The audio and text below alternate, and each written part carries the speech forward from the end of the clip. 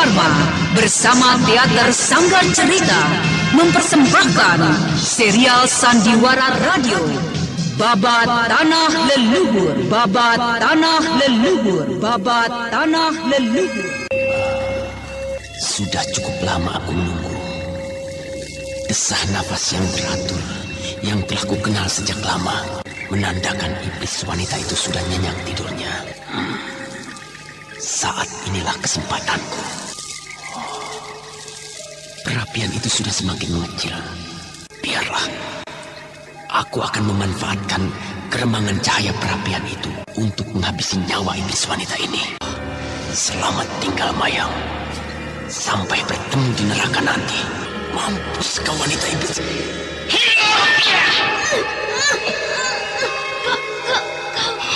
Kakang Hanggara. Pedangku hanya mengenai pundaknya.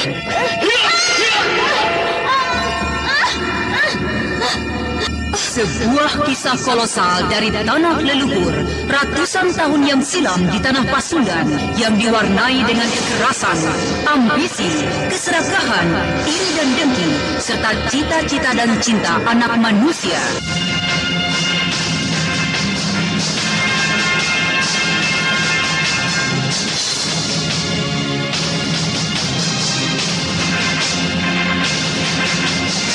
Kisah besar ini didukung oleh artis-artis Sanggar Prativi.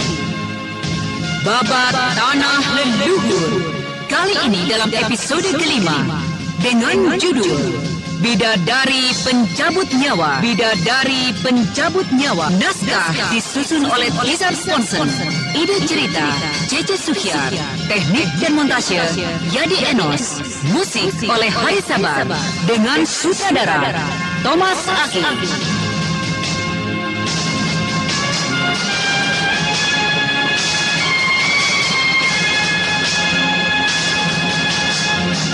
Pada seri yang ke-16 ini menampilkan Rio Sempana sebagai Raden Purbaya, Lili Nur Indasari sebagai Mayang Telasih, Yuli sebagai Cempaka, Pipi sebagai Dika Hanggara, dan pembawa cerita Neni Sumardi.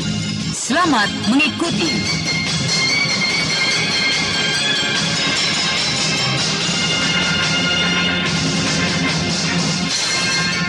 Pada kisah yang lalu diceritakan, Raden Purbaya mulai memberikan jurus-jurus saktinya pada Mayang Telasih. Dan Dika Hanggara kekasihnya menjadi dendam karena tidak disertakan bersama-sama memahami jurus-jurus sakti itu. Dan ketika hari mulai menjadi gelap, mereka masuk dan beristirahat di dalam gua. Marilah kita masuk ke menakanku yang manis. Hari ini cukup sudah aku mempelajari 3 jurus sakti itu.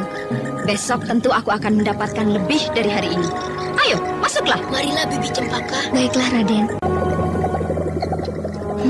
Gelap sekali gua ini, Raden. Tidak terlalu gelap. Sebentar lagi kalian akan terbiasa. Tapi di luar hari sudah mulai gelap. Gua ini pastilah akan menjadi semakin gelap. Iya, kau benar, bocah. Heh, Kakang Hanggara, tolong kau siapkan perapian. Sebentar lagi gua ini akan menjadi gelap sekali. Dan lagi nyamuk-nyamuk akan menyerbu kita. Baiklah, adik Mayang. Raden, tubuh Raden tentu capek sekali. Raden pasti menjadi lelah setelah seharian memberikan petunjuk pada wanita itu. Ya, Bi. Bahu dan tubuhku serasa pegal. Mungkin karena aku telah memaksakan diri untuk bergerak. Setelah dalam waktu yang cukup lama, tertotok tak bergerak. Jika begitu, biarlah Bibi pijati tubuh Raden. Biarlah, Bi. Tidak usah. Bibi Cempaka juga lelah dan capek. Beristirahat sajalah, Bi. Tidak, Raden. Ini adalah tugas Bibi. Sudah lama sekali Bibi tidak merawat Raden. Bukankah biasanya selalu Bibi pijati seluruh tubuh Raden sehabis bermain-main? Iya, tapi saya... Sudahlah, bergeserlah sedikit kemari, Raden. Ayo.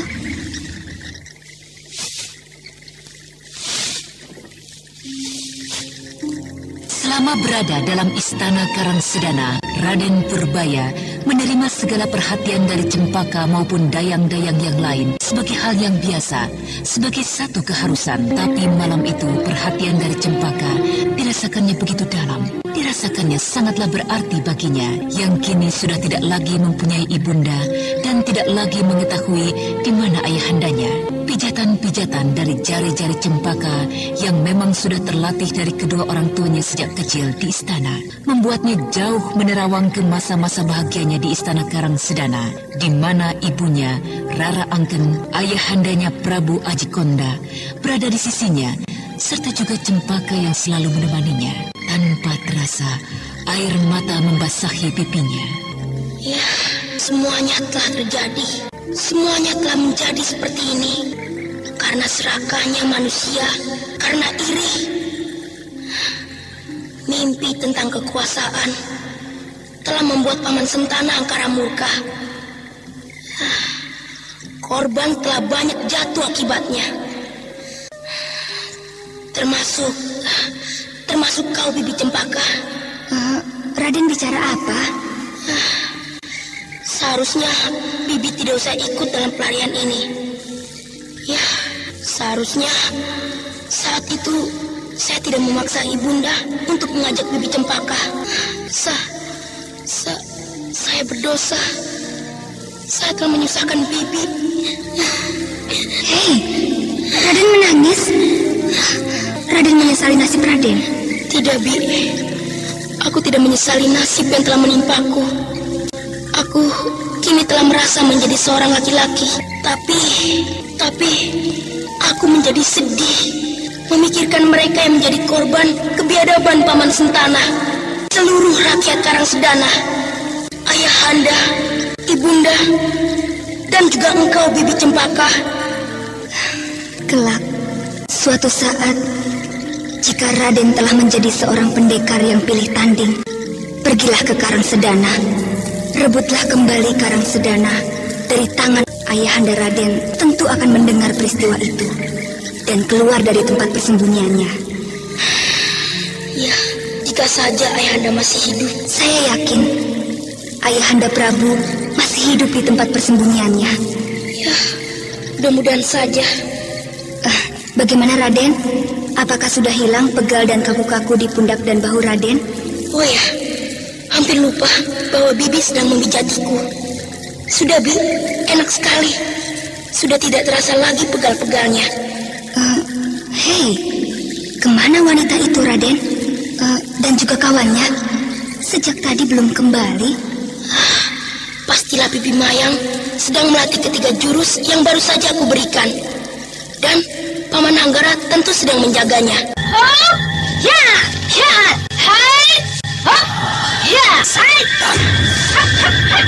Kembali aku dijadikan penjaganya, dijadikan musuhnya, dijadikan tawanannya. Selama ini apa perbuatannya padaku? Apa yang dilakukannya padaku? Di tempat tidurku, wanita iblis itu menjadikan aku kambing berahannya. Tidak, cukup Mayang Telasi. Walaupun kau adalah bidadari pencabut nyawa yang mempunyai nama besar di tanah Pasundan ini, si Kumbang Madu bukanlah anak kemarin sore. Iya, kau akan segera menerima balasanku. Kau jangan melamun di situ. Kau cobalah berkeliling di sekitar tempat ini, tapi jangan terlampau jauh. Baiklah adik Mayang. Demi segala setan penghuni neraka, malam ini juga sebelum fajar, aku akan menghabisi wanita di sini. Mereka belum juga kembali, Raden. Biarkan sajalah, Bi. Nanti juga mereka akan kembali. Raden, mengapa kita tidak mempergunakan kesempatan ini untuk melarikan diri? Tidak mungkin, Bibi Cempaka. Mereka berlatih tak jauh dari mulut gua ini. Kita akan dapat dilihat olehnya begitu kita tiba di mulut gua. Biarlah kita lihat kesempatan yang lebih baik. Mereka adalah orang-orang yang amat kejam. Orang-orang yang tidak mengenal arti perikemanusiaan. Bibi Cempaka dapat celaka nanti. Entah bagaimana lagi dengan Cerangkong hidup. Apakah wanita ini kalah seramnya dibandingkan dengan Cerangkong hidup? Keduanya hampir tidak berbeda kekejamannya. Bibi Cempaka, apakah Bibi Anting Wulan dan anggota Ning Sewu lainnya masih bersikap bermusuhan padaku, masih saja membenciku. Katakanlah, Bi, apakah mereka masih mendendam padaku karena aku telah berbuat keji membunuh kakek Mamangku Raya? Iya, Raden. Mereka masih menduga Raden membunuh kakek itu. Tapi Bibi yakin Raden tidak melakukan hal itu. Bukankah demikian, Raden? Tidak, Bi. Tanganku inilah yang memang telah membunuhnya. Ya, dengan tangan kananku ini. Tangan ini, aku telah melempar senjata rahasia yang beracun itu. Dengan tangan ini, Bi. Tapi semua itu kulakukan atas perintah Jerangkong Hidup. Aku telah diperdayanya, Bi. Aku tidak tahu bahwa itu adalah senjata beracun. Ternyata benar dugaan Bibi. Raden adalah seorang yang memiliki pribudi tinggi. Bibi telah mengenal Raden lama sekali. Karena itu, Bibi yakin Raden tidak akan melakukan hal itu. Nanti, jika aku bertemu dengan Eyang Guru dan paman-paman serta Bibi Wulan dari Ningsewu, akan kukatakan bahwa kakek Mamangku Raya tidak mati. Dia telah kujumpai dan telah kembali padaku. Jadi, kakek Mamangku Raya tidak mati? Alangkah gembiranya Eyang Wanayasa. Karena Eyang sejak semula tidak percaya bahwa Raden adalah seorang yang jahat. Bahwa Raden terpengaruh oleh sikap dan cara hidup Jerangkong Hidup.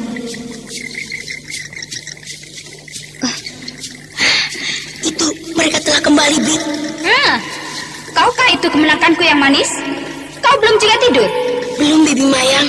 Tidurlah. Hari sudah hampir tengah malam. Ya, aku memang baru ingin tidur. Bibi tidurlah. Kita memerlukan tenaga untuk esok hari. Siapa tahu kita mendapatkan kesempatan itu. Baiklah, Raden. Malam di sekitar hutan kecil itu demikian gelapnya. Udara yang cukup dingin serta nyamuk-nyamuk hutan berkeliaran di sekitar Raden Setakling dan Sariti. Keduanya menyadari keadaan dan berusaha menunggu kesempatan baik. Sedangkan di dalam hati Dika Hanggara yang memendam dendam pada kekasihnya Mayang Telasih berpura-pura tidur di mulut gua. Sampai akhirnya ketika malam menjadi semakin larut. Sudah cukup lama aku menunggu. Desah nafas yang teratur yang telah kukenal sejak lama menandakan iblis wanita itu sudah nyenyak tidurnya. Saat inilah kesempatanku. Perapian itu sudah semakin mengecil. Biarlah, aku akan memanfaatkan keremangan cahaya perapian itu untuk menghabisi nyawa iblis wanita ini. Selamat tinggal, Mayang. Sampai bertemu di neraka nanti. Mampus kau wanita iblis.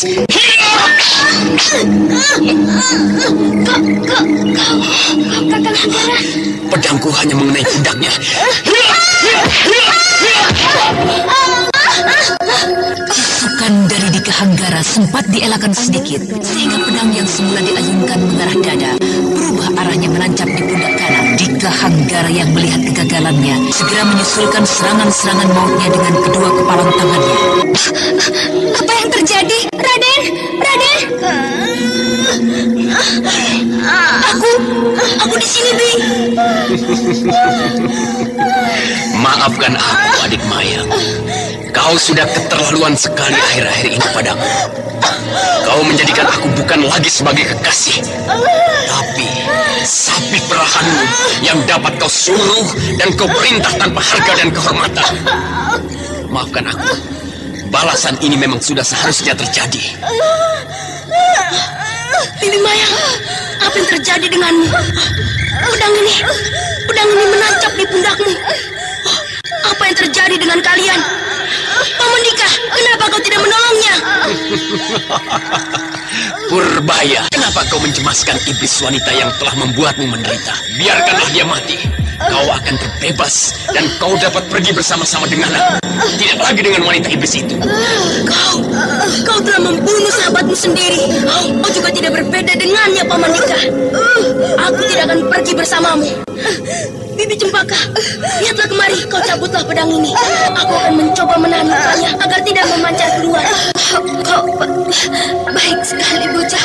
Kemenakanku yang manis. Biarkanlah aku mati. Biarkanlah aku memang pantas mati. Aku telah berlaku kejam padamu.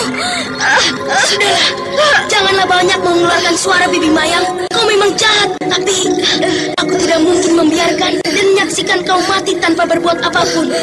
Ayolah, cabutlah pedang ini. Iya, baiklah Raden. Percuma kau menolongnya, bocah. Luka itu cukup dalam dan pukulanku yang mengenai dadanya tidak mungkin dapat kau sembuhkan. Hati-hati, Bi. Tarik. Terus. Jangan ragu. Tarik, Bi. Aku akan menekan lukanya ini agar darahnya tidak memancar keluar. Dalam keremangan malam, Raden Purbaya bersama dengan Cempaka, bibi pengasuhnya, mencoba untuk menolong menyelamatkan jiwa Mayang Telasih, si bidadari pencabut nyawa. Tidak guna kau menolongku. Kau tidak mungkin dapat menyembuhkan luka dalamku. Hukuman ini memang sudah sepantasnya aku terima. Biarlah kau agaknya memang anak yang manis. Ya, kau adalah kemenakanku yang manis. Bibi, kau robeklah bajuku ini.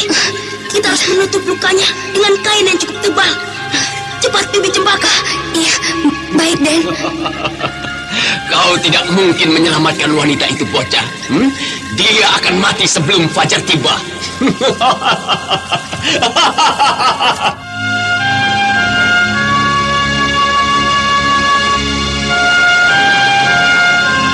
Sementara Raden Purbaya sibuk membalut luka Mayang Telasih dengan penuh kecemasan, Dika Hanggara si kumbang madu menyaksikan sambil tertawa penuh kemenangan.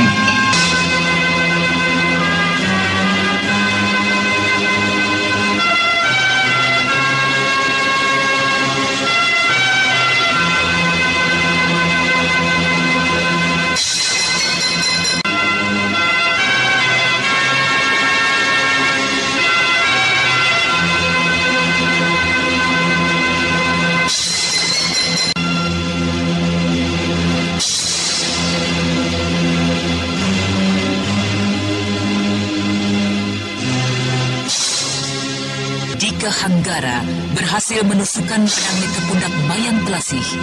Dan kemudian, dua pukulannya yang keras tak dapat lagi dielakkan oleh bidadari pencabut nyawa yang merupakan kekasihnya sendiri.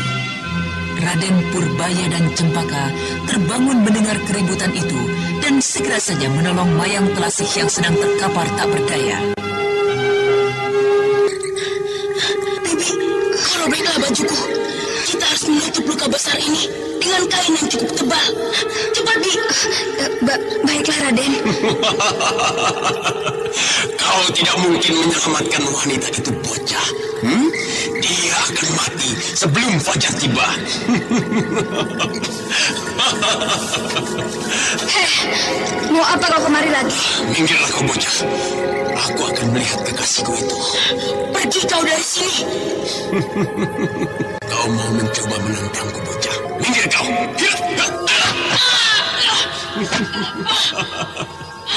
Apa kepentinganmu dengan wanita iblis ini? Biarkan saja ia mati di tempat ini. Mayang, adikku manis, maafkan aku, Mayang. Aku terpaksa membuatmu jadi seperti ini. Di mana kau sembunyikan kitab itu, Mayang? Kitab selendang saktimu itu. Jangan sentuh tubuhku. Jangan sentuh tubuhku. Ini dia. Agaknya kau sembunyikan dalam buntalan kecil di pinggang. Lepaskan kitab itu milikku. Lepaskan.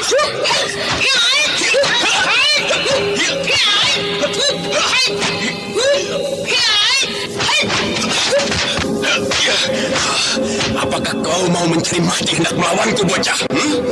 Kau manusia busuk, pengkhianat. Kau menusuk kawanmu sendiri dengan licik. Manusia pengkhianat, ular licik. Agaknya kau tidak berbeda dengan paman Sultanah pengkhianat licik itu. Hai, ini Jagaka, kau keluarlah dari gua ini. Tapi Raden, hati-hatilah, berhati-hatilah Raden.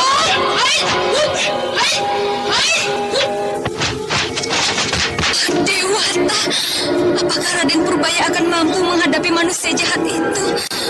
Raden, keluarlah, kita tinggalkan saja tempat ini. Cempaka. Tunggu, Cempaka. Ini aku pamanmu.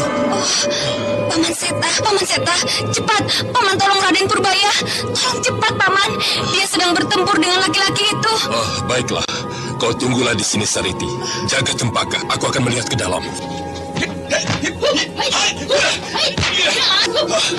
Agaknya ada yang datang. Celaka. Aku harus segera tinggalkan tempat ini. Orang itu memasuki gua ini.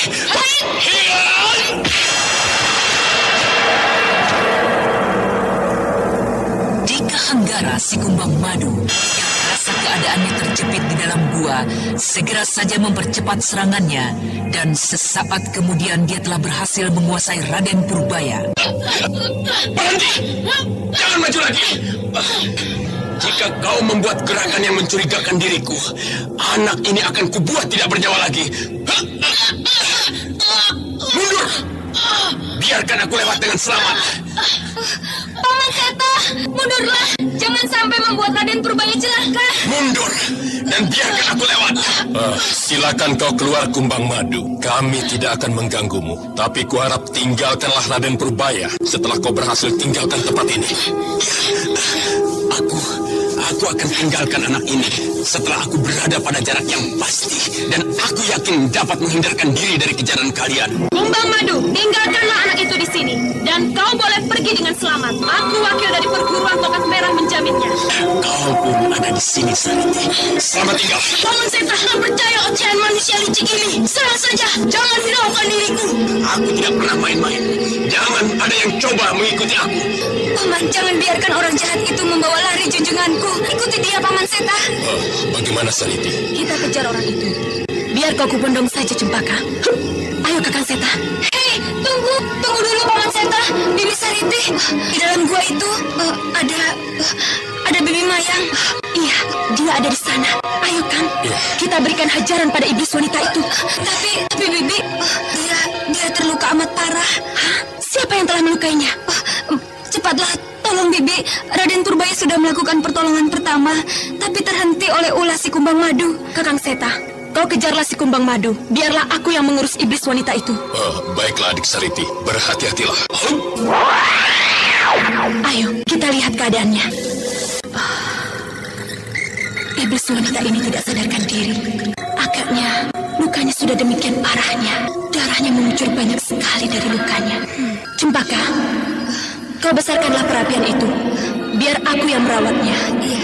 Aku akan membawanya lebih dekat lagi ke perapian itu. Aku harus menghentikan jalan darahnya. Lukanya harus kuberikan obat bubuk ini. Sakit dan lukanya akan segera sembuh. Tapi kenapa dengan... Cempaka, coba ambilkan kayu dengan apinya ke dekat sini. Baik, Bibi Sariti. Ini Bi. Agaknya dia juga mendapat luka dalam di sekitar dadanya dan pinggang. Aku akan mencoba menyalurkan tenaga dalamku ke tubuhnya agar luka dalamnya dapat kukurangi rasa sakitnya dan darah yang mati dan mengental dapat keluar. Tapi aku harus menyadarkan dulu wanita ini.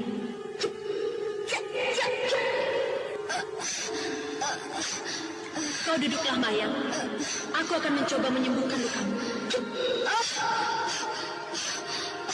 Kau, Sariti. Sudahlah. Dendam dan urusan kita akan kita selesaikan nanti. Sekarang, pusatkanlah pikiranmu. Aku akan mencoba menyalurkan tenagaku. Siaplah. Kenapa kau menolongku, Sariti?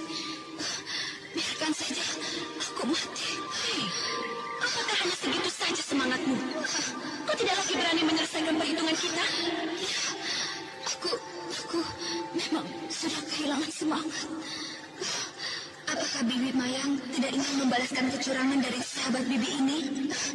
Di mana manusia curang itu sekarang? Dia sudah melarikan diri, membawa Raden Purbaya junjungan. Anak itu baik sekali. Awas kau Hanggara. Nah, jika masih ada rasa penasaran dalam dirimu terhadap manusia itu, ayo, bersiaplah Mayang. Baiklah Sariti.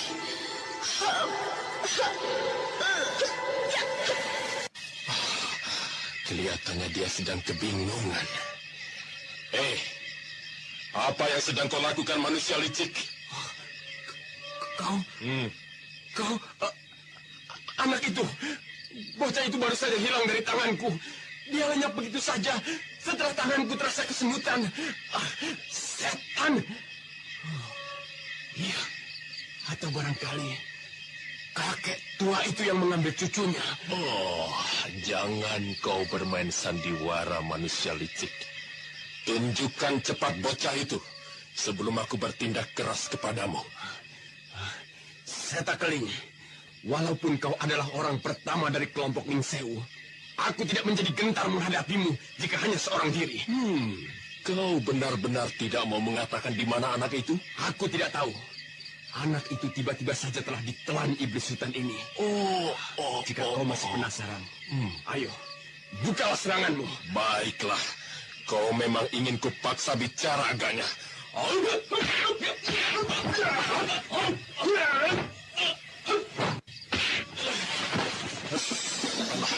Di mana adanya bocah itu, Anggara? Jika tidak, kau akan kuberikan pada Mayang Telasi. Tidak mungkin. Tidak mungkin kalian berhasil menyelamatkannya. Pukulan dan tusukan pedangku cukup parah untuk melenyapkan nyawanya dalam waktu singkat. Baiklah, kau akan segera melihatnya. Dan akan kuikat kau di sisinya sampai orang yang kau hianati itu sembuh. Ayo! Adik Sariti, ini aku datang. Adik Sariti. Kakang, Cempaka telah hilang dari sisiku tanpa aku sempat menolongnya. Pastilah dia. Ya, dia yang pasti telah mengambilnya. Ya, pasti dia. Hei, pemuda licik, siapa yang kau maksudkan itu? Jerangkong hidup? Siapa lagi jika bukan kakeknya, Mamang Kuraya? Bukankah kakek Mamang Kuraya sudah mati? Kau janganlah mendustaiku. Siapa yang kurang kerjaan main dusta-dustaan? Kau tanyakanlah pada kekasihku. Jika ia masih dapat berbicara, aku menyaksikannya berdua dengannya. Aku sendiri pernah berdoa di depan kuburnya. Dan adikku Mayang yang menguburkannya. Kau berani mendustai aku? Jika kau tidak percaya, tanyakanlah pada Mayang Telasi. Baiklah, ayo Kakang Seta. Kukira untuk pertanyaan itu saja kita tidak mengganggu semedinya. Mayang, maaf, aku mengganggu semedimu. Mayang, maafkan aku mengganggu semedimu. Ini aku bawakan sahabatmu yang juga kekasihmu tercinta. Lakukanlah jika kau ingin membalaskan semua ulahnya. Aku tidak membutuhkannya saat ini. Aku tidak ingin mengganggunya saat ini. Jika kau tidak mempunyai urusan dengannya, lepaskan saja manusia licik itu. Kau tidak ingin membalaskan dendam ini? Tidak Sariti. Lepaskanlah jika kau tidak mempunyai persoalan. Maafkan aku Mayang. Ini ku kembalikan kitab selendang saktimu. Kenapa kau memberikannya padaku? Peganglah saja. Dan nanti aku akan mencarimu dan meminta kitab itu. Kau... Lepaskanlah pemuda licik itu, Sariti. Nah, pergilah kau manusia licik, pengecut. Maafkan aku Mayang. Teruskanlah semedimu, Mayang.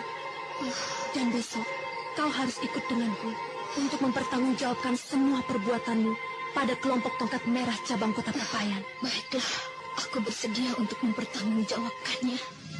Sekarang, marilah kita mengikuti kembali perjalanan dari Anting Wulan menuju kota Raja Indraprasta.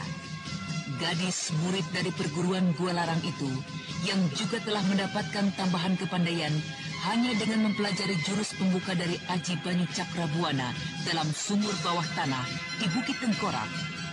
Dan dari Prabu Sana sebagai tanda terima kasihnya, Bujang Cakrabuana yang selama ini tidak pernah disentuhnya diberikan kepada Anting Bulan. Kuda putih tunggangannya adalah seekor kuda ajaib yang oleh sebagian penduduk tempat asalnya dinamakan kuda setan. Nama itu diberikan karena kuda setan yang kini dipanggil dengan nama Tunggul mempunyai kecepatan lari yang amat luar biasa, yang dilukiskan bagaikan mampu terbang. Kini, marilah kita ikuti kisahnya.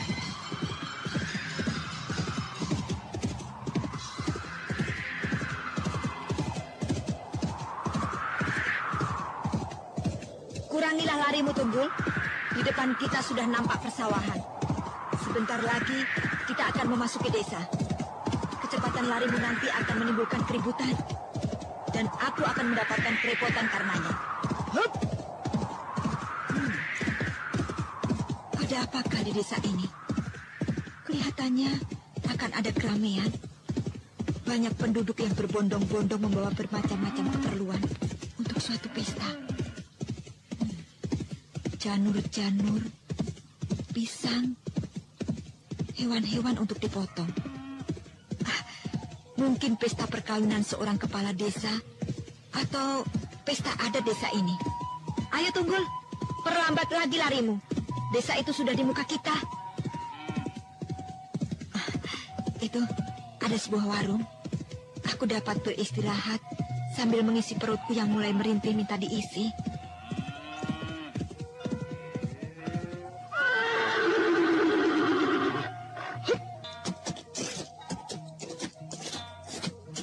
Pak, minta nasinya, Pak. Anda Pak, sekarang masih pakai mendengarkan daging goreng. Sandiwara Radio Baik, di Neng. channel Memori 80. Pak, ramai sekali ya Pak di sini. Ya, cuma beberapa hari saja, Neng. Sejak kemarin. Mungkin 2 atau 3 hari lagi juga kembali seperti biasa lagi, Neng. Akan ada keramaian apa Pak di sini? Oh, Neng bukan penduduk sini ya? Bukan, saya berasal dari tempat yang jauh dari sini. Sedang jalan-jalan mencari pengalaman. Pastilah Neng ini seorang wanita pendekar, ya. Jika tidak, mana mungkin melakukan perjalanan jauh seorang diri. Bapak ini bisa saja. Saya adalah wanita biasa saja, Pak. Jika hanya sedikit kepandaian untuk menjaga diri, ya saya pernah mempelajarinya. Pak, ada apa di sekitar sini? Oh iya, sampai lupa Bapak menjawab pertanyaan Neng tadi. Neng, akan ada perkawinan. Perkawinan? Iya. Tapi kenapa Bapak kelihatannya cemas sekali membicarakannya? Anak gadis yang akan menikah itu adalah anak dari seorang petani kecil yang bernama Kimanula. Ya, ia adalah petani penggarap sawah dari Juragan Suming. Nah, anak gadisnya itu dilamar oleh Juragan Suming. Lalu, kenapa untuk menceritakan hal itu, Bapak kelihatan cemas sekali? Soalnya,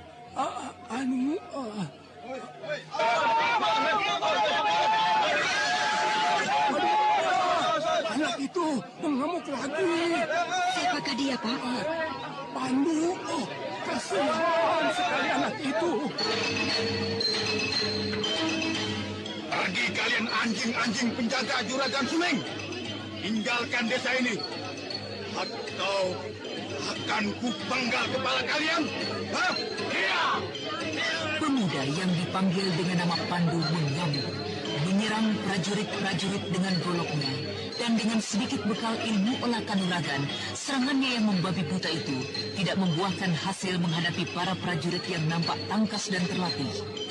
Sehingga beberapa saat kemudian, pemuda yang dipanggil dengan nama Pandu itu berhasil dilumpuhkan. Anak muda, kau ini benar-benar keterlaluan. Berani mencari mati ya? Hah? Menentang kami para prajurit Indraprasa begitu? Kasihan sekali pemuda itu. Apakah salahnya? Aku akan mencoba menolongnya. Tapi siapa itu yang menuju ke arahnya? Agaknya orang itu adalah pimpinan pengawal.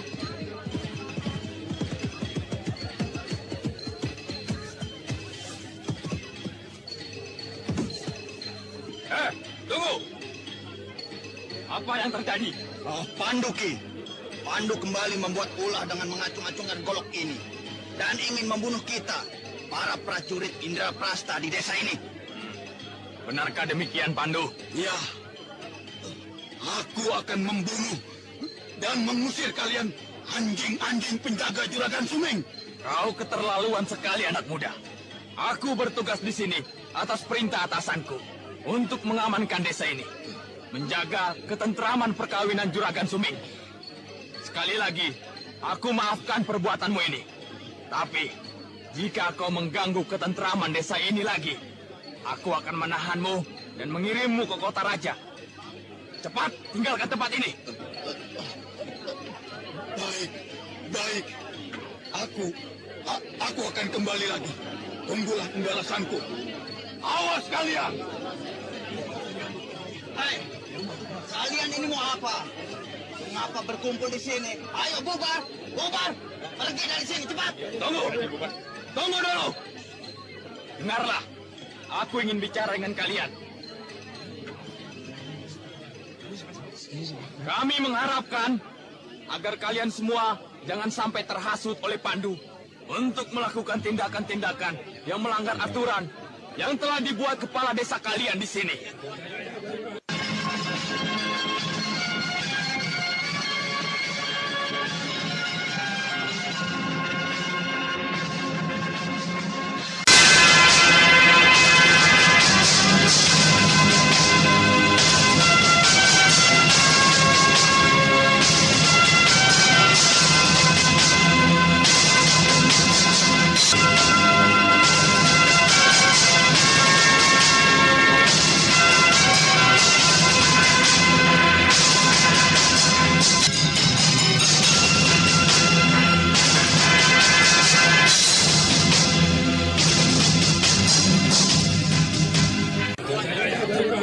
Dan kami mengharapkan agar kalian mau menyampaikan pada kami jika mendengar ada yang hendak melakukan gerakan yang dapat menimbulkan kekacauan serta kerusuhan di desa ini.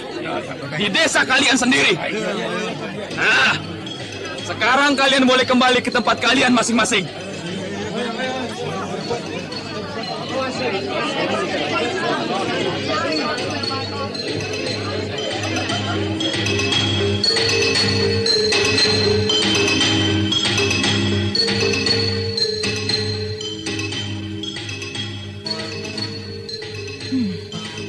Pak, itukah pemuda yang menjadi kekasih calon pengantin yang Bapak ceritakan tadi? Benar, Neng. Itu nasinya tidak dihabiskan, Neng. Iya, Pak. Sampai lupa. Iya. Keasikan melihat kejadian tadi. Oh ya, Pak. Ya. Apakah di sekitar sini ada penginapan? Wah, jika di desa ini mah tidak ada penginapan, Neng. Maklum desa kecil. Jika di sini biasanya orang menginap di balai desa, tempat itu kosong jika malam hari. Tapi jika Neng mau, rumah Bapak juga bisa. Neng bisa tidur di sini. Bapak masih punya kamar satu yang kosong. Dan halaman belakang, itu halaman rumah Bapak begitu cukup luas. Kuda Neng dapat ditaruh di situ. Iya, baiklah, Pak. Terima kasih banyak-banyak. Ya. Saya akan beristirahat di sini malam ini. Bagus, atuh Neng. Jadi Bapak bisa ngobrol-ngobrol. Tidak bengong seperti biasanya. Si Encos mah tidak bisa diajak bicara banyak-banyak. Anak goblok. Mana lagi itu anak? Hei, Encos! Encos! Aduh, orang sedang jualan dia kok malah main ke sana kamari. Itu dia si Encos. Heh, Encos! Siapkan dan bersihkan kamar Bapak yang satu. Ada tamu yang akan menginap di sini nanti malam ya, Encos. Baik, Pak.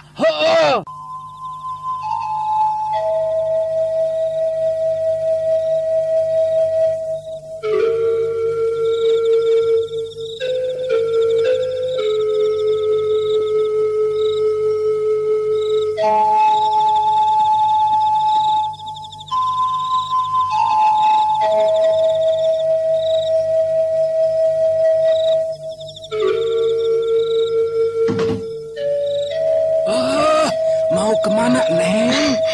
Malam-malam seperti ini, kelihatannya desa ini justru sedang ramai, Pak. Oh. Saya ingin melihat keramaian itu sebentar. Nanti kita kembali dan berbincang-bincang. Oh iya, ngobrol begitu. Iya, ngobrol, Pak. Iya.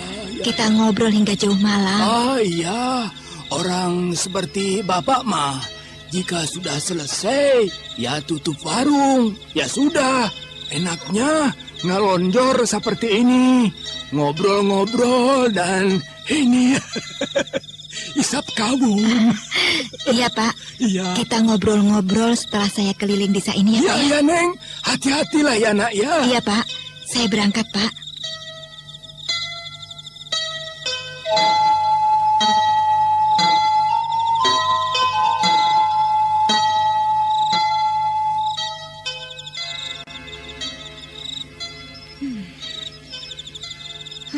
Lelah sekali aku. Setelah berkuda seharian, dan lagi aku belum begitu terbiasa membawa si tunggul kuda yang baru kudapat itu. Segar sekali berjalan-jalan santai di desa ini. Yang terang itu, kukira adalah rumah dari calon pengantin Juragan Suming. Penasaran aku. Akan kulihat suasana di rumah tersebut. Akan kulihat wanita pengkhianat cinta itu. Kasihan sekali Pandu. Pemuda itu pastilah hancur hatinya. Iya, aku akan mengintai dari atap rumahnya itu. Aku tidak bisa mendekat lagi. Mereka tentu akan mencurigai aku. Karena aku adalah orang asing di desa ini. Oh ya, aku akan melompat dari pohon ke pohon hingga tiba di atap rumah calon pengantin itu.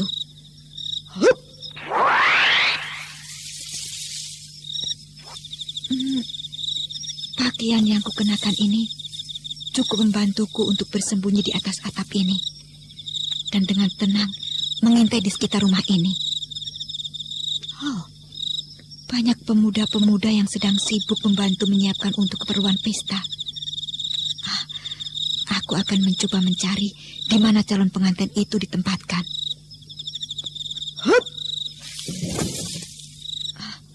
Mungkin di bawah atap yang terang itu. Aku akan mencoba melihatnya.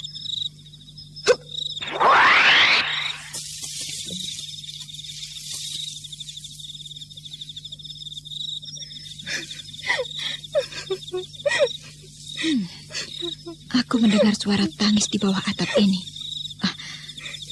Akan ku coba menyibak atap ini.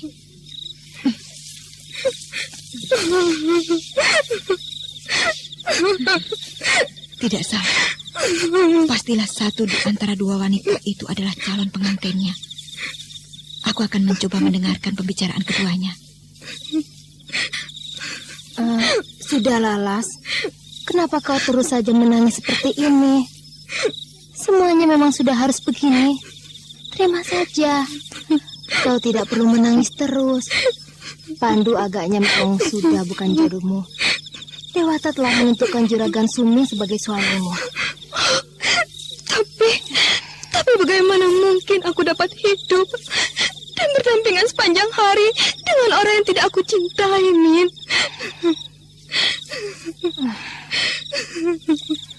Kata orang-orang tua, cinta itu kelak akan tumbuh dengan sendirinya. Tapi tidak mungkin, Min. Aku tidak dapat menerimanya.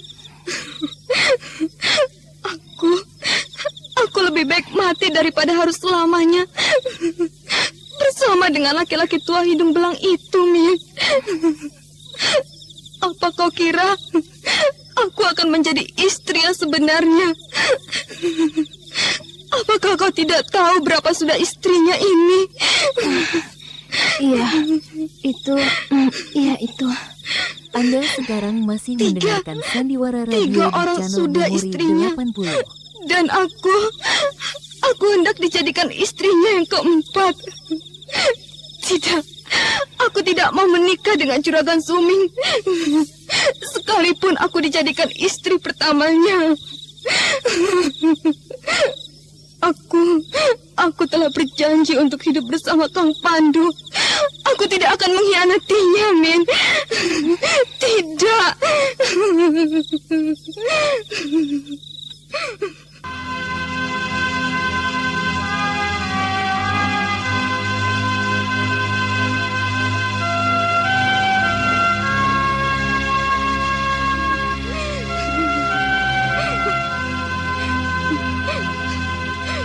Min. Iya, Las. Di mana sekarang Kang Pandu berada? Dan bagaimana dengan keadaannya, Min? Tidak ada seorang pun yang tahu di mana dia sekarang berada. Di rumah ayahnya pun tidak tahu. Hanya apa, Min? Hanya tadi siang dia datang ke desa ini mengamuk. Lalu apa yang terjadi, Min? Prajurit-prajurit yang menjaga rumah ini berhasil meringkusnya. Dan setelah memberikan peringatan, Pandu lalu dilepaskan lagi. Kasihan sekali. Kasihan sekali Kakang Pandu. Sudahlah, Lalas. Aku disuruh kemari oleh orang tuamu adalah untuk menghiburmu. Sudahlah. Janganlah kau menjadi sedih seperti itu. Sedikit korbankanlah perasaanmu, dan semuanya akan menjadi baik. Bukankah kau mau mendengarkan kata-kataku?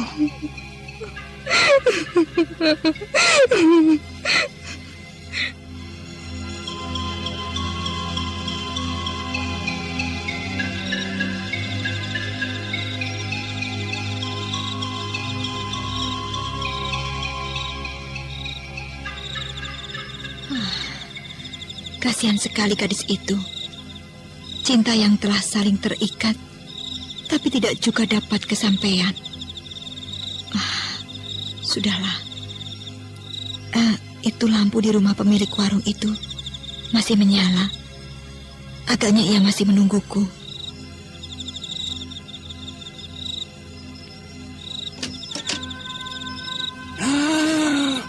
Bukankah kau, Neng? Aku sudah menduga pasti kau yang datang. Aduh, sudah lama sekali aku menunggumu. Ayo, kita bercerita, kita ngobrol-ngobrol.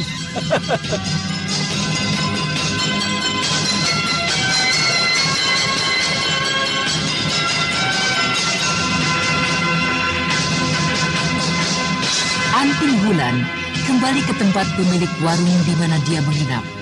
Dan pikirannya dipenuhi dengan bermacam-macam persoalan setelah melihat keadaan calon pengantin dari Juragan Suming. Ternyata kakang seperguruan yang dicintainya. Dan juga tentang nasib dari gadis desa itu sendiri.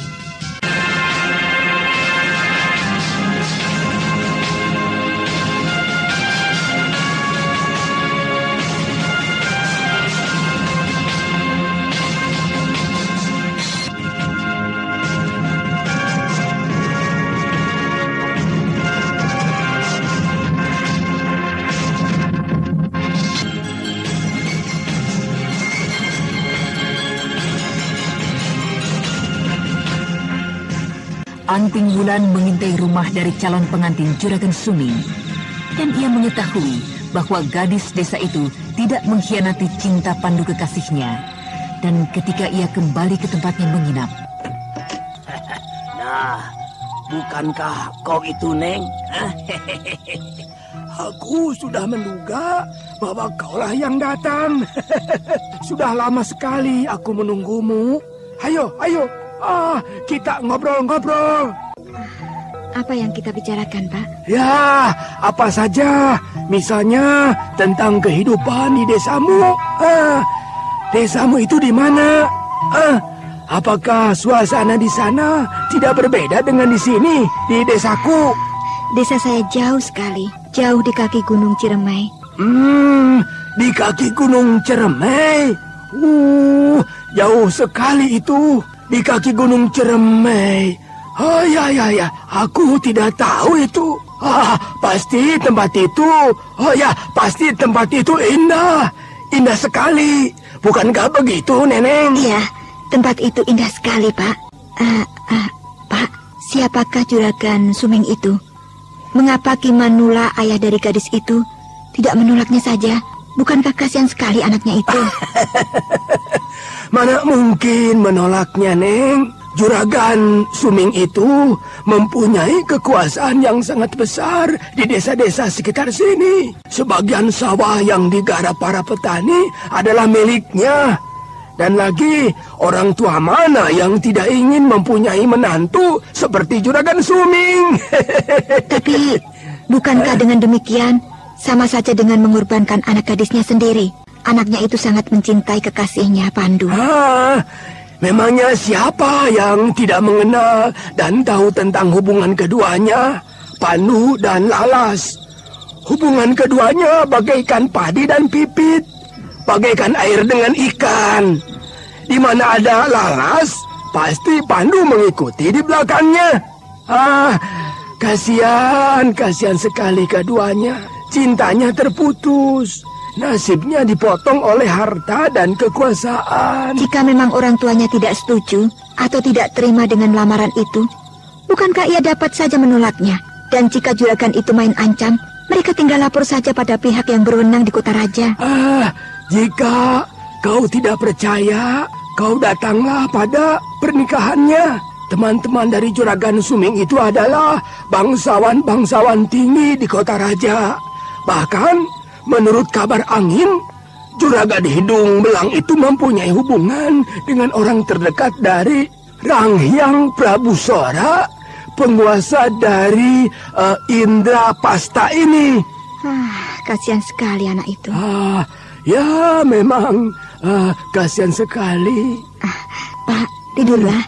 Hari sudah malam. Bukankah besok pagi-pagi Bapak harus mempersiapkan makanan untuk dijual besok?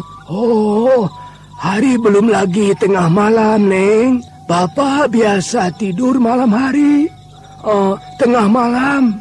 Dan Bapak biasa tidur cukup 4 jam saja semalaman. Pagi-pagi Bapak sanggup bangun dan mempersiapkan makanan begitu. Seharusnya Bapak banyak istirahat, tidur cukup, agar cukup tenaga untuk bekerja sepanjang hari. Ya, baiklah, Neng. Tinggallah beberapa hari di tempat Bapak, ya. Kau tidak usah mengeluarkan uang untuk penginapan dan juga makan. Bapak sudah sangat senang mempunyai teman ngobrol seperti Neng. Tidak seperti si Encos itu, pembantu Bapak yang satu itu bodohnya minta ampun. Tutup warung sebentar saja, sudah tidur. Iya. Sudahlah, Pak. Tidur sajalah. Saya juga ingin tidur. Saya lelah sekali berkuda sepanjang hari. Aduh.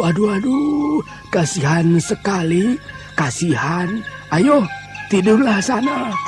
Selamat malam, Pak. Selamat malam, Neng.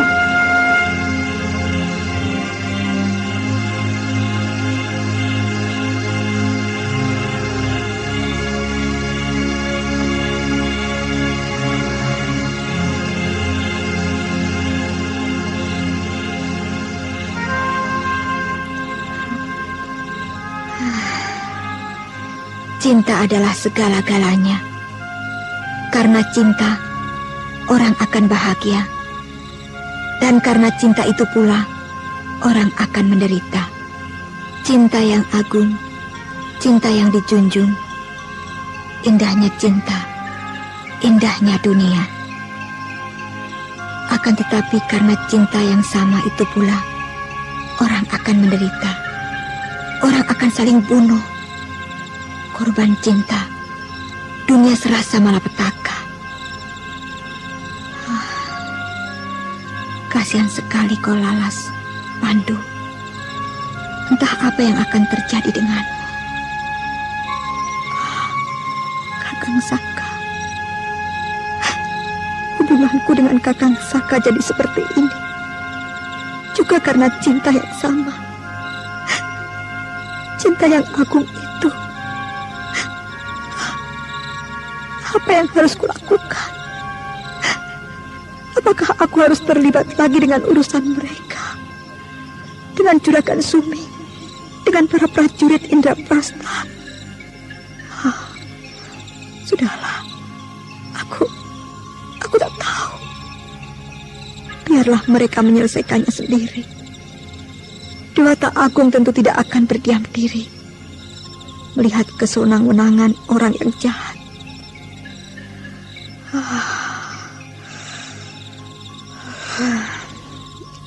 Aku mengantuk sekali. Kita akan segera berangkat, Tunggul. Kita akan segera menuju kota Raja Indraprasta. Mau ke mana kau, nak? Mengapa pagi-pagi kau sudah menyiapkan kudamu? Saya hendak melanjutkan perjalanan saya, Pak. Kenapa kau harus tergesa-gesa? Tinggallah beberapa hari bersamaku. Kau tidak usah memikirkan membayar penginapan dan makanmu, Neng. Saya mempunyai tugas yang harus saya kerjakan, Pak. Ini. Apa ini, Neng?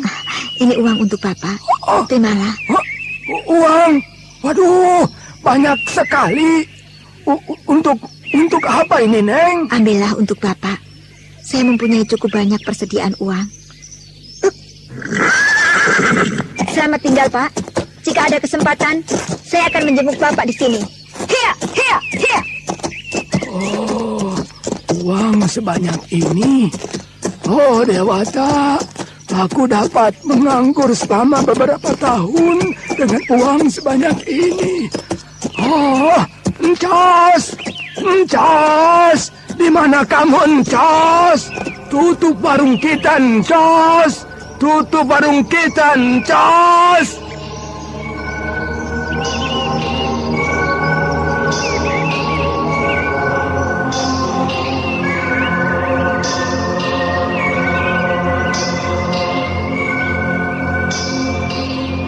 Bekal yang ditemukan di pelana kudanya yang diberikan dari Prabu Sana terlalu banyak untuk keperluan dirinya.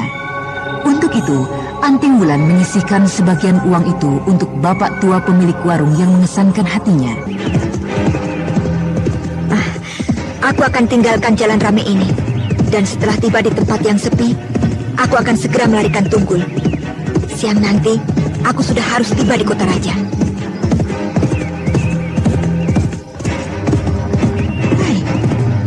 Siapakah di depanku sana?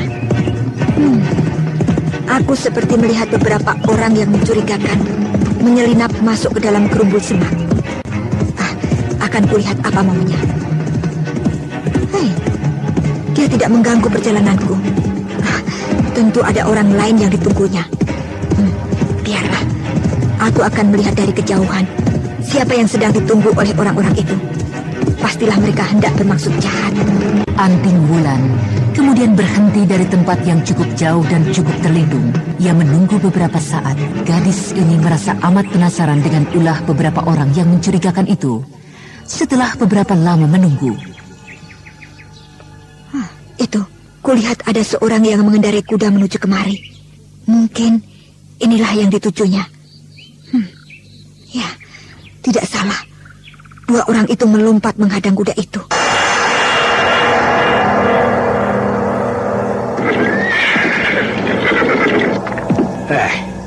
Siapa kalian ini? Mengapa kalian menghadang di tengah jalan? Desa ini banyak prajurit kerajaan. Turunlah kau, Surip. Ada urusan apa kau memerintahkan aku turun dari kuda ini? Aku akan segera menebas kaki kudamu ini jika kau tidak segera turun. Aku tidak takut menghadapi kalian berdua perampok-perampok busuk. Dari mana kau mengetahui kami adalah perampok-perampok? Jika kalian berniat baik, kenapa kalian mengenakan penutup muka? Bukalah cadar itu. Baiklah, aku akan merampokmu, Surip. Aku akan merampok saudagar Surip. Kini kau sudah berubah, Surip. Kau menjadi seorang saudagar yang kaya raya setelah menjual anakmu dengan juragan hidung belang itu. Rampok busuk. Aku tidak takut denganmu. Ayo turunlah, Surip. Atau kau ingin menghadapiku dari atas kuda itu? Hop. Ayo, majulah kalian berdua. Aku tidak gentar sekalipun menghadapi kalian berdua. Gagah sekali tandangmu, Surip. Hei petani miskin, lagakmu kini sudah besar sekali. Orang sepertimu memang seharusnya diberikan pelajaran. Bukankah begitu, sahabat? Ya, benar. Jika kau ingin memberikan pelajaran padanya, silakan. Kenapa kau diam saja? Baiklah, jika kau tidak mau memberikan pelajaran padanya, aku saja yang akan memberikan pelajaran.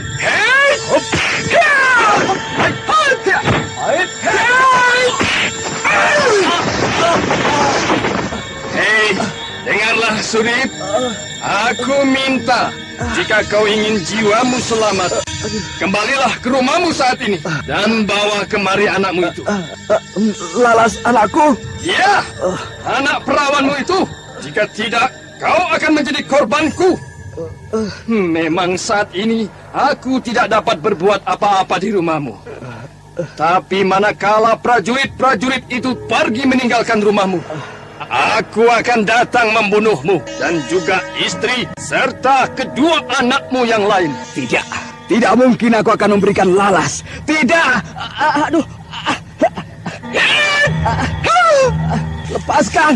Lepaskan tanganku ini. Lepaskan. Agaknya kau sudah tidak sayang lagi dengan nyawamu, Surip. Tapi aku juga akan mendapatkan hukuman yang berat. Dan mungkin juga jiwaku akan celaka jika sampai aku memberikan anakku padanya. Hei, kau tidak perlu memberikan anak itu padaku. Kau akan dapat mengatakan pada para prajurit itu bahwa anakmu dirampas oleh aku, perampok. Kisana, siapakah kau ini sebenarnya? Mengapa kau tiba-tiba saja menginginkan anakku? Surip. Siapa laki-laki yang tidak mengingini anakmu yang cantik manis itu?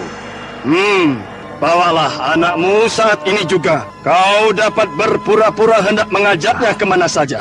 Tidak, Kisana. Aku tidak mungkin membawanya keluar. Para prajurit itu pasti akan menjadi curiga jika aku membawa calon pengantin keluar rumah.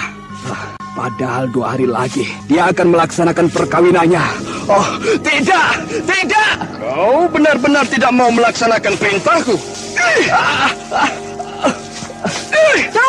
Cukup perampok liar.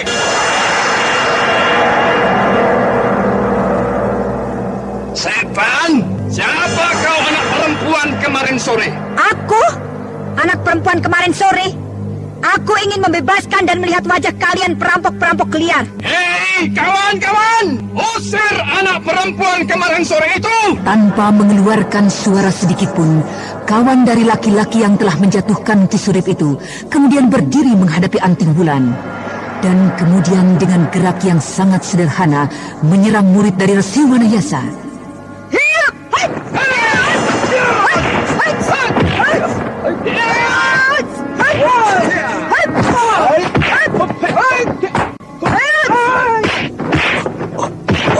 Kau Pandu, anak setan! Awas! Akan kuadukan kau pada prajurit-prajurit kerajaan. Jangan lari kau, Pandu! Wanita busuk! Siapa kau? Siapa kau? Kenapa kau begitu usilan mencampuri urusan orang? Cepatlah tinggalkan tempat ini, orang tua. Aku tidak ingin bertempur denganmu. Aku harus memberi pelajaran denganmu. Lihatlah ini.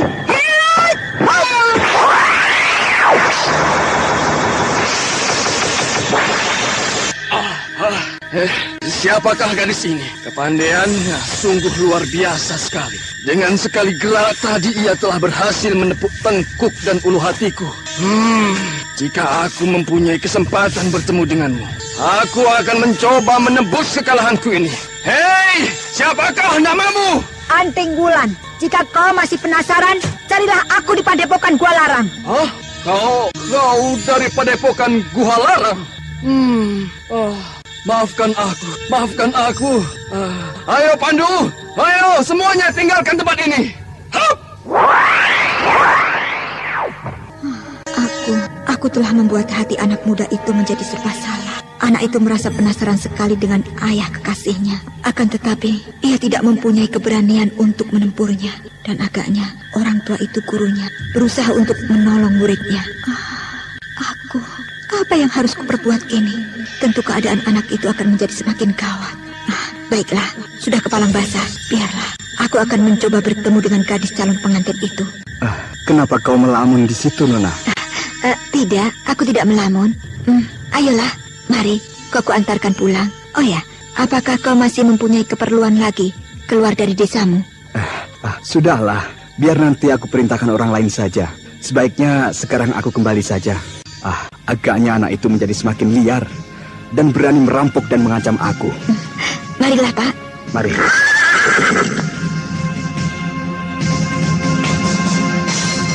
Ki Surip kemudian kembali pulang dengan diantarkan oleh Anting Bulan.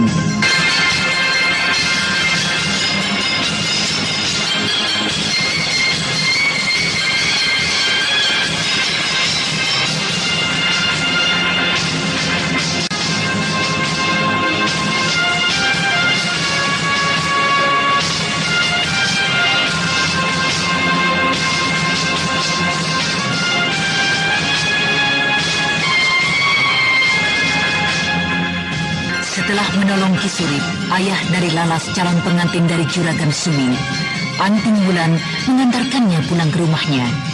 Dan di sana, Anting Bulan diperkenalkan kepada Lalas anaknya. Terima kasih Kaulan. Kau telah menyelamatkan jiwa ayahku. Tidak apa, Lalas. Kewajiban setiap manusia adalah saling tolong-menolong. Kali ini, aku menolong ayahmu. Mungkin lain waktu aku mendapatkan pertolongan dari orang lain. Ayah, biarkanlah aku berbicara dengan Kak Wulan. Ayah, keluarlah dari kamar ini. Baiklah. Ayah akan pergi. Kau tinggallah dan temani anakku beberapa saat. Iya, Pak. Saya akan tinggal beberapa saat di sini. Pak, sebaiknya Bapak tidak usah melaporkan peristiwa tadi pada prajurit kerajaan. Mengapa demikian? Saya yakin mereka tidak akan berani mengganggu Bapak lagi. Dan biarlah urusan ini selesai begitu saja. Tidak usah repot-repot diperpanjang. Iya. Kukira ada baiknya juga usulmu itu. Ya, aku tidak perlu repot-repot memperpanjang urusan ini tadi. Baiklah, aku akan pergi ke depan, Lalas. Jika kau memerlukan aku atau ibumu, kau bisa minta tolong dengan Wulan atau kawan-kawanmu yang banyak menunggu di luar kamar ini. Calon pengantin sepertimu ini tidak boleh banyak dilihat orang, agar kelak mereka semua nanti melihat kau bercahaya. Bercahaya? Iya, wanita jika terlampau sering diperhatikan akan kehilangan cahayanya. Untuk itulah, setiap calon pengantin beberapa hari sebelum pesta dikurung, agar nanti dalam pesta kelihatan wajahnya bercahaya. Sudahlah, aku keluar saja. Kak Wulan, bolehkah saya mengetahui kejadian yang sebenarnya? Kejadian yang sebenarnya? Iya, kejadian yang sebenarnya. Siapakah yang telah menghadang ayah? Dan apakah yang telah dilakukannya pada ayah?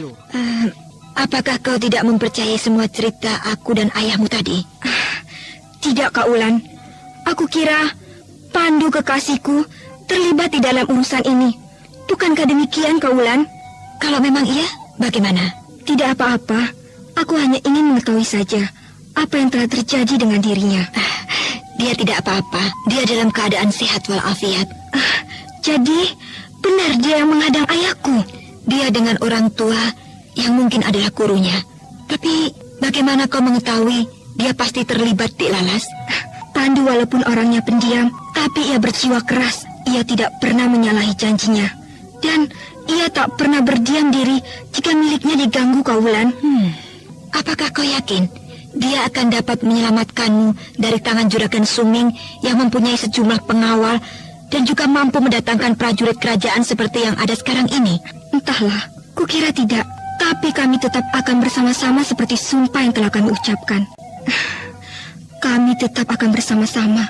Tusuk konde ini, tiang kayu yang keras itu, dan batu-batu besar di samping rumahku dapat menghubungkan kami dengannya. Apakah kau yakin jika kau mati, Kakang Pandumu juga akan mengikuti jejakmu? Aku yakin sekali, Kak Wulan.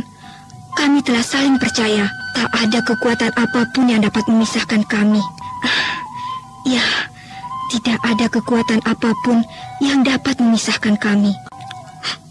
Hei, kau menangis, Kak Anting? Ada apa? Kau tetap akan bersama-sama. Percayalah.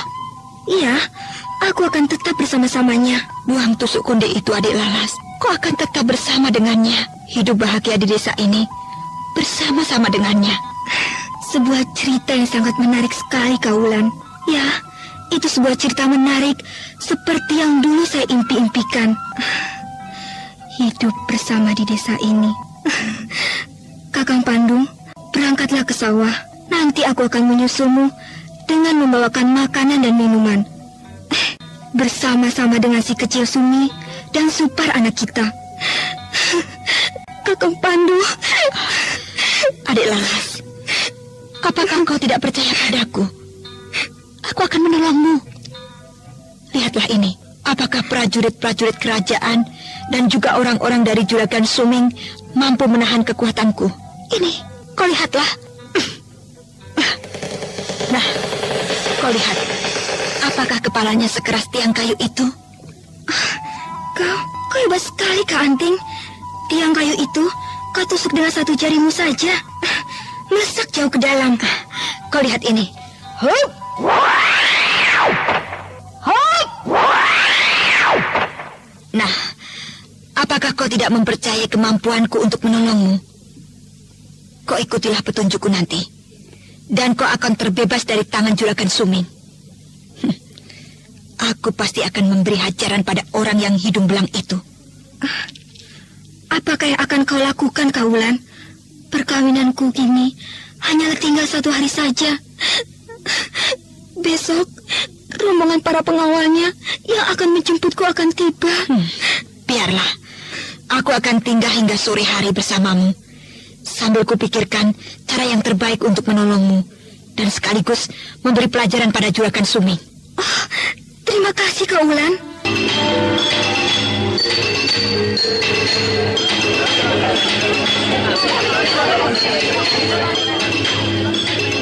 Keesokan harinya, suasana di rumah Pak Surit kelihatan ramai sekali. Rombongan penjemput calon pengantin sudah tiba. Para undangan sudah memenuhi hampir setiap bagian rumah, serta halaman rumah Pak Surit yang besar itu. Rumah yang baru saja didapatnya dari Juragan Suming. Juragan Suming yang tinggi hati itu meminta pada Pak Surit untuk menyelenggarakan pesta di desa sesaat setelah pengantin pergi meninggalkan rumah. Sedangkan di rumahnya sendiri tak ada satupun penduduk desa yang diundangnya.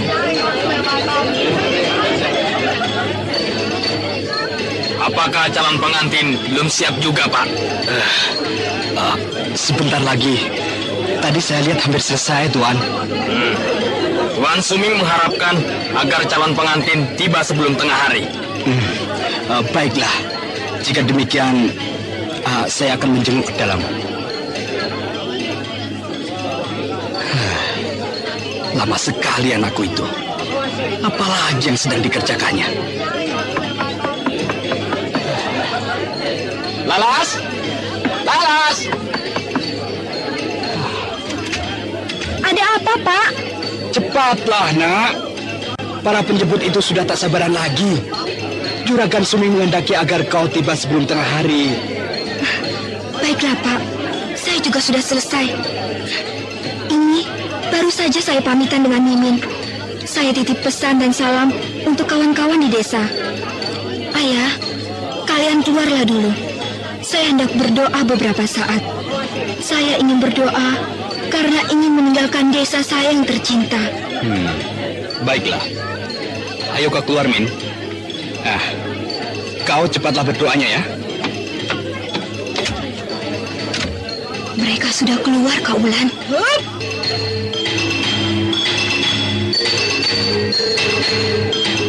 Ayo, cepat. Buka seluruh pakaianmu. Waktu kita hanya sedikit.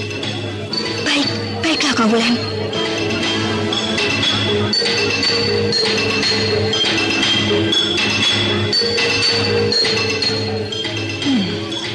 Untung besarnya tubuhmu dan tubuhku hampir tidak berbeda. Ingatlah, Lalas, sebelum sore hari kau janganlah keluar dari kolong tempat tidurmu ini. Ya, aku sudah mengerti. Kacamu itu tidak dapat lagi diberi pupur. Dan tidak usah. Bukankah cadar ini dapat melindunginya? Bersabarlah. Sebelum sore, aku berharap Juragan Suming itu sudah kuberikan pelajaran dan tidak akan mengganggumu lagi. Terima kasih, Kauwulan. Hei, Lalas! Cepatlah! Hari sudah semakin siang. Para penjemputmu itu sudah tidak sabaran lagi. Iya, ya ayah, saya sudah siap. Bagaimana? Siap. Apakah ada yang kurang beres dengan diriku? Tidak Kauwulan. Berangkatlah. Hei, Lalas! Cepatlah, Lalas! Iya, Pak. Ini aku datang. Selamat jalan, Kak. Sembunyilah, cepat. Iya. Aduh, kau membuatku jadi serba salah menghadapi pengawal itu, Las. Bagaimana, Pak? Ini dia sudah siap. Ayo minggir semua. Ayo, Lalas akan segera berangkat.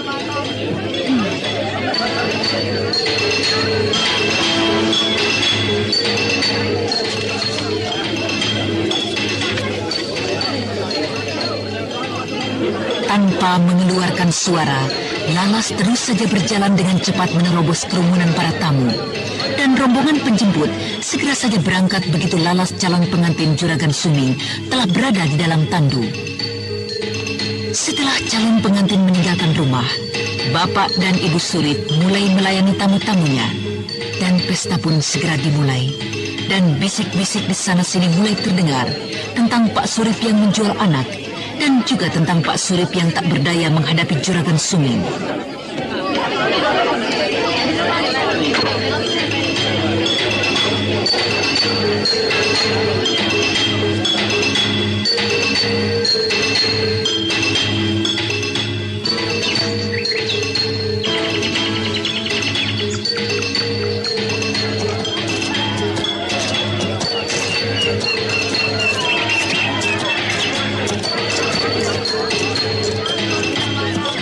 Juragan Suming benar-benar orang yang cukup terpandang. Nyatanya ia mampu mengerahkan sekian banyak prajurit untuk mengiring pengantin. Kasihan sekali orang yang mengangkat tanduk ini. Aku bukanlah orang yang tepat untuk diusung seperti ini. Kedengarannya cukup ramai di sepanjang jalan ini. Coba, ku singkap tirai jendela tandukku ini.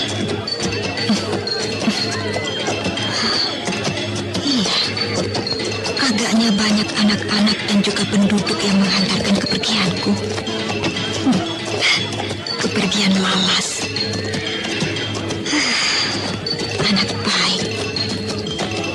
Agaknya Lalas sangat disukai oleh para penduduk desa ini. Apakah mataku tidak salah lihat? Kakang Saka. Ya, aku melihat Kakang Saka tadi di antara kerumunan penduduk. Aneh. Dia kelihatannya memandang ke arah tanduk ini.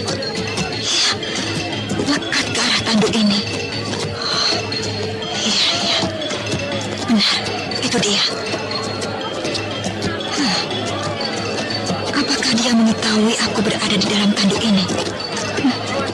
Aneh. Tidak mungkin. Aku tidak membuka tirai ini lebar-lebar. Aku hanya mengintip sedikit dari balik tirai ini. Aneh. Mengapa Kakang Saka berada di tempat ini? Dan, iya. Dia agaknya berjalan tak jauh di samping tandukku ini secara diam-diam. Dewata. Apakah maksud dari Kakang Saka? Aku benar-benar tidak mengerti.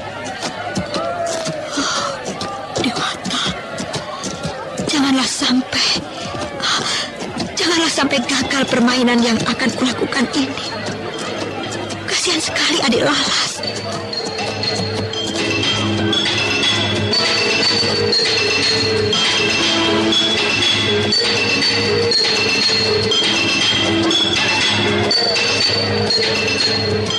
Anting Bulan menyandarkan tubuhnya ke dinding tandu.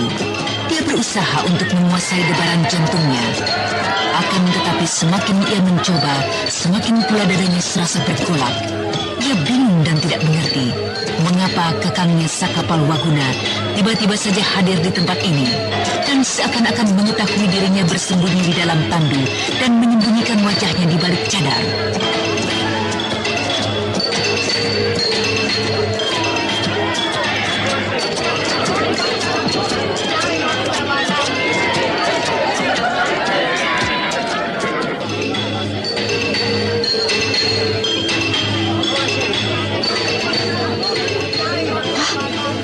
Mana dia?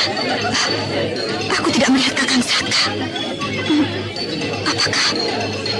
Apakah Kakang Saka sedang bersembunyi atau sedang merencanakan sesuatu? Maaf tuan-tuan prajurit.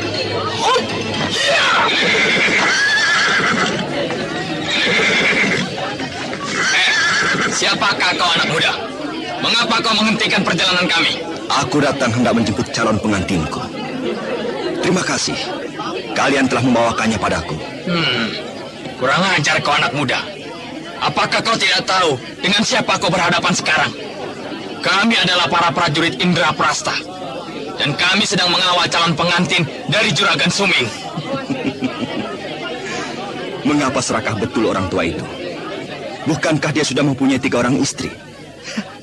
Sedangkan aku belum mempunyai 1 orang istri pun. Kakang Saka.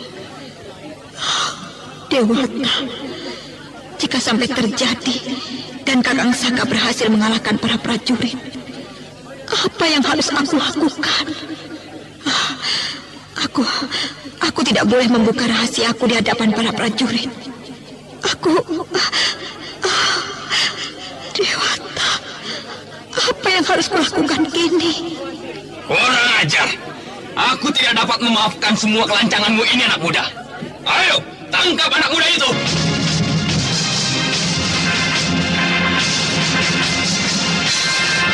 Raden Sakapalwaguna sudah berada di hadapan rombongan prajurit pengawal calon pengantin. Dan Anting Bulan yang berada di dalamnya menjadi sangat gelisah untuk menentukan sikap. Nah, para pendengar sekalian, sikap apakah yang akan diambil oleh Anting Bulan? Dan bagaimanakah dengan nasib Pandu dan Lalas? Apakah mereka akan kembali berkumpul? Dan bagaimana juga dengan pertemuan kedua remaja murid dari Padepokan Gua Narang? Untuk mengetahui jawabannya, ikutilah kisah Babat Tanah Leluhur ini dalam episode kelima, Bidadari Pencabut Nyawa, yang dipersembahkan oleh Procold Obat Flu Andalan dan Kalpanax, Pembasmi Panu, Gadas, Kurap, dan Jamur Kulit. Bersama Teater Sanggar Cerita di radio kesayangan Anda. Sampai jumpa.